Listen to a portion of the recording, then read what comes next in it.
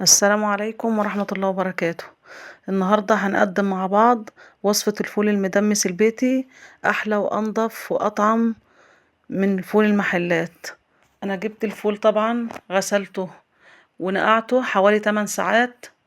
هيكون معنا إن شاء الله الفول وجزر مبشور، ومعايا طماطماية كبيرة مقطعاها، ومعايا حوالي معلقتين عدس، وهنا قرن فلفل حراق، وده اختياري، لو مش عايزة تحطيه ما تحطهوش. هنقلب المكونات ان شاء الله كلها مع بعضيها. انا هنا بضيف العدس،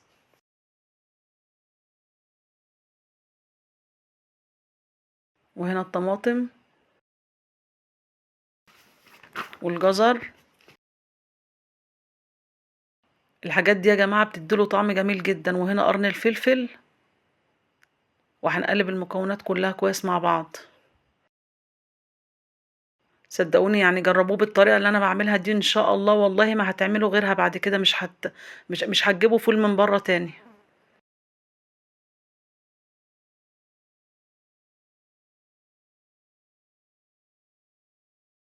وهنا انا خلصته تقليب، وبعد ما عبيته في الدماسة زي ما حضراتكم شايفين،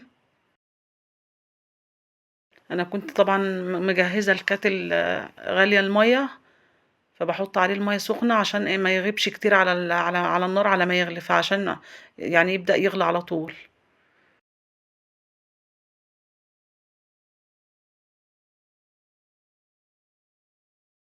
زي ما حضراتكم شايفين انا حسيت ان هو كان عايز حبة كمان، فانا زودت له كمان حبة، لان انا بحط البراد ده فوق.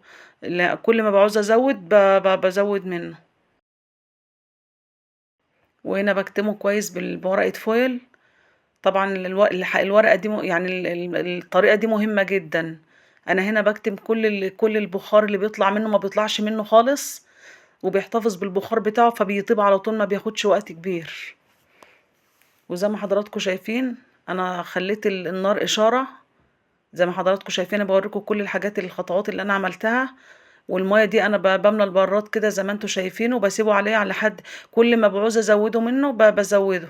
وهنا انا بضيف نص معلقة كركم على حبة مية، وبدوبهم كويس. الكركم بيديله لون، والكركم طبعا زي ما حضراتكم عارفين ان هو ليه فايدة كبيرة. هنا انا هو يعتبر خلاص قرب يطيب، يعني هو كده يعتبر نص طياب. فانا بضيف الكركم في الوقت ده، يعني وهو قرب يطيب كده زي ما انتم شايفين. فانا بديله تقليبة وبضيف عليه الكركم وايه، وبرجع ارجعه تاني على النار يكمل طياب. وهنا خلاص بعد ما خلصنا زي ما حضراتكم كده شايفين. بسم الله ما شاء الله.